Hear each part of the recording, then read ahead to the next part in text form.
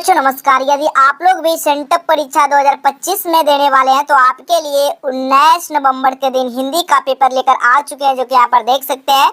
और प्रश्न पत्र यानी कि पुस्तिका जो सेट कोड होता है वो सेंटअप परीक्षा का सभी का सेट कोड ए होता है और सभी सब्जेक्ट का सेट कोड ए रखा जाता है, क्योंकि आपका जो वार्षिक परीक्षा होने वाला है वहाँ पर आपको सेट कोड देखने को मिलेगा अलग अलग ABCD इस तरह से आपको, ठीक है। वहाँ पर सेट सबका अलग अलग इसलिए किया जाता है ताकि एक बच्चे दूसरे को देखकर ताक-झाक ना करे, ठीक है।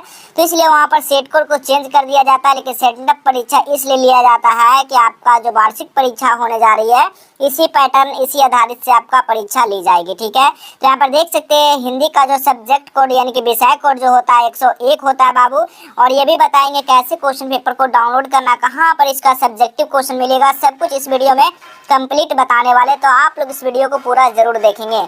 तो देखिएगा यहाँ पर टोटल प्रश्न की बात किया जाए तो 100 ऑब्जेक्टिव रहेगा, जिसमें से आपको 85 ऑब्जेक्टिव का जवाब देना है, जो कि 100 मार्क्स का आपका एग्जाम लिया जाएगा। यहाँ पर निर्देश आपको दिया गया, सब कुछ पढ़ लीजिएगा। उसके बाद सीधा हम लोग नीचे चलते हैं। तो देखिएगा 1 से 100 तक रहेगा, जिसमें से आपको 50 प्रश्न का ही जवाब देना है। तो आइए पहला क्वेश्चन देखिए क्या पूछा गया है। भीमराव अंबेडकर की दृष्टि में लोकतंत्र के लिए क्या आवश्यक है? तो बिल्कुल याद रखिएगा आप लोग, लोगों में पारस्परिक श्रद्धा और सम्मान का भाव होना चाहिए, ठीक है। ऑप्शन नंबर यहाँ पर डी बिल्कुल सही जवाब हो जाएगा। अगला क्वेश्चन देखिएगा, the rise and fall of the Hindu women के लेखक जो है ना कौन है? तो याद रखिएगा बाबा साहब भीमराव अंबेडकर जी हैं। इसका करेक्ट जवाब ऑप्शन नंबर ए हो जाएंगे। नेक्स्ट क्वेश्चन देखिएगा, 20 के दांत कहानी का प्रमुख पात्र कौन है? 20 का दांत का बात किया जाए तो गिरधर लाल, ठीक है, गिरधर हो जाएगा। ऑप्शन नंबर यहाँ पर सी बिल्कुल करेक्ट जवाब हो जाएगा। नेक्स्ट क्वेश्चन है, दैवत विज्ञान क्या है? तो आप लोग को याद रखना दैवत विज्ञान जो है कि देव विज्ञान है। इसका सही जवाब होगा चौथा का वो right answer option number C हो जाएंगे। सभी क्वेश्चन को ध्यानपूर्वक आप लोग देखते चलेंगे और याद करते चलेंगे, क्योंकि आपका परीक्षा में यही सब क्वेश्चन सीधा रहने वाला है। तो आइए अगला क्वेश्चन देखिएगा, नाखून को किससे रगड़कर लाल और चिकना बनाया जाता था? तो याद रखिएगा मोम और आलता, पत्थर लकड़ी बालू से किससे? मोम और आलता। किससे किया जाता था? तो मोम और आलता से किया जाता था ना। तो ऑप्शन नंबर यहाँ पर ए बिल्कुल सही जवाब हो जाएगा।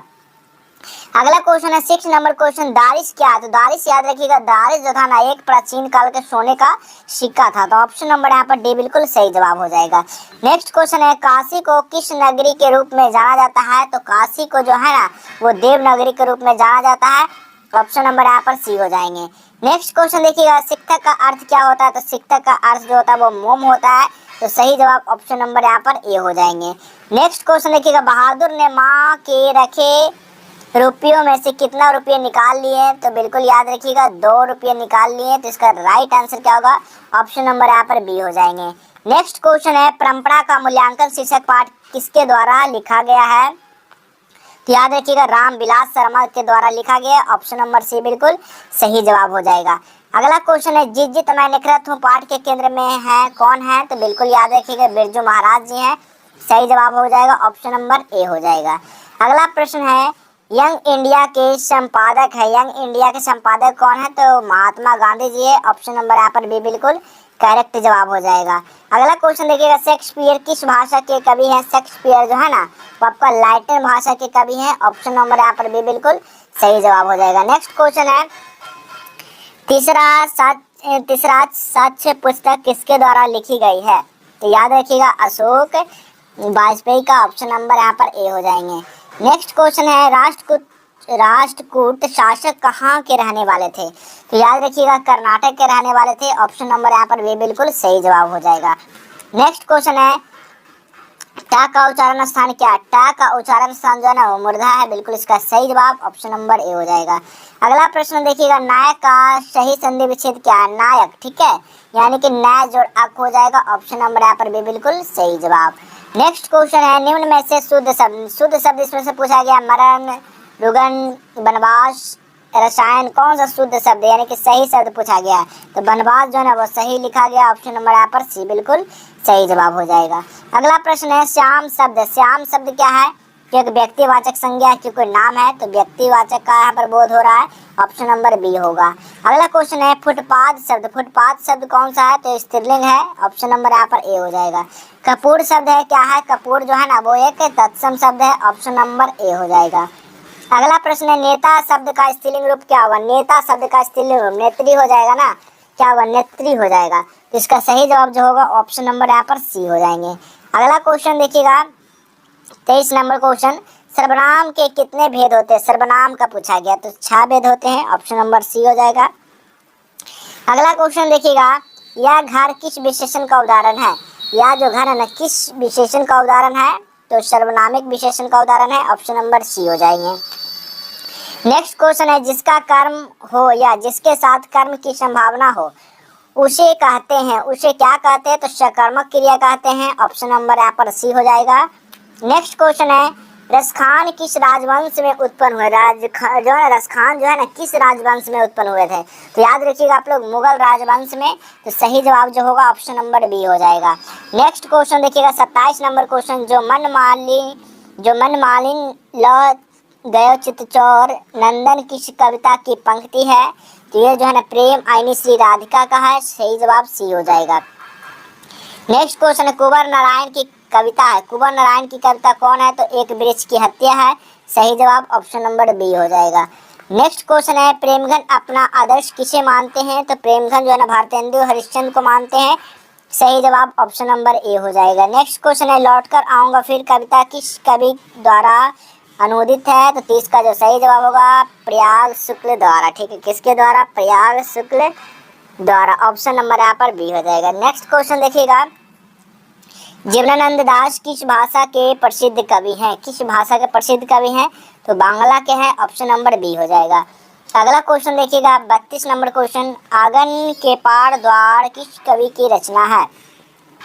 द्वार जो है ना किस कवि की रचना है? तो याद रखिएगा आप लोग जो ना सजदानंद हीरानंद बच्चान अज्ञे का है, सही जवाब करेक्ट हो जाएगा सी नंबर। नेक्स्ट क्वेश्चन है, मानव का रचा सूरज मानव को भाप बनकर सूख गया, यह पंक्ति किस कविता की है? किस कविता की है? तो हिरोशिमा की है, सही जवाब ऑप्शन नंबर ए हो जाएगा। अगला प्रश्न देखिएगा, जनतंत्र का जन्म कविता के रचनाकार है? तो याद रखिएगा Ramdhari Singh Dinkar, option number C हो जाएगा। अब चलिए 35 नंबर क्वेश्चन, कवि रसखान द्वारा श्री कृष्ण भक्ति संबंधित रचनाएं प्राप्त होती है, किसके द्वारा प्राप्त होती है? तो सुजान रसखान में होती है, ऑप्शन नंबर सी हो जाएगा। नेक्स्ट क्वेश्चन है, चितंबरा किसके द्वारा लिखी गई है? तो चितंबरा जो है ना सुमित्रानंद पंत द्वारा लिखी गई है, करेक्ट जवाब हो जाएगा option number A. Next question है, गुणाकार मूल्य का जन्म कब हुआ? तो गुणाकार मूल्य जी का जन्म हुआ 1935 ईस्वी में, इसका करेक्ट जवाब हो जाएगा option number C. Next question है, बेटे के आंसू क्यों आते हैं? तो बेटे के आंसू विफलता के कारण आते हैं, सही जवाब हो जाएगा option number A. Next question है, कवि धर्मवीर भारती द्वारा भाषांतरित कविता जो है वो मेरे बिना तुम प्रभु है, ऑप्शन नंबर यहाँ पर डी हो जाएगा। नेक्स्ट क्वेश्चन है देखेंगे जी, नेक्स्ट क्वेश्चन, एक दूसरे के इशारों पर भटकने वाले लोगों को क्या कहते हैं? तो उसको हम लोग मूढ़ बोलते हैं, ऑप्शन नंबर डी हो जाएगा। नेक्स्ट क्वेश्चन देखिएगा 41 नंबर क्वेश्चन, प्रलय शब्द में उपसर्ग, प्रलय शब्द में उपसर्ग क्या होगा? प्राज होगा, उपसर्ग होगा, ठीक है, ऑप्शन नंबर ए हो जाएगा। नेक्स्ट क्वेश्चन है, पहाड़ शब्द का विशेषण, पहाड़ शब्द का विशेषण पहाड़ी हो जाएगा, सही जवाब ऑप्शन नंबर बी हो जाएंगे। नेक्स्ट क्वेश्चन है, निर्भय शब्द में कौन समास है? निर्भय, निर्भय का बात किया जाएगा तो अव्ययी भाव समास हो जाएगा, ऑप्शन नंबर बी हो जाएंगे। नेक्स्ट क्वेश्चन है, कहा जा सकता है किस पदबंध का उदाहरण है? याद रखेंगे आप लोग 44 का जो सही जवाब होगा क्रिया पदबंध, ऑप्शन नंबर सी हो जाएंगे।